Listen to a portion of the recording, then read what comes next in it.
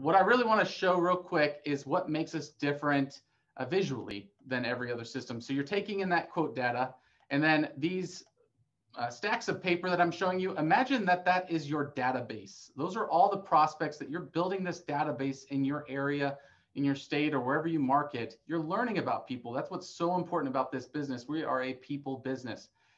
And as you accumulate those people, you guys are constantly following up, trying to close people. But the biggest issue that happens is one, how long does it take to call all of your prospects back? Because eventually you max out on that law of diminishing returns. And two, how much time is wasted calling the wrong ones back first?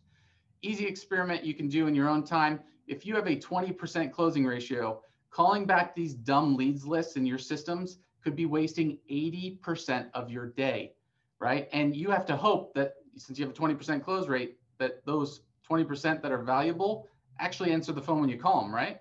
So again, think about how much payroll and time you could be wasting not calling the right ones back first.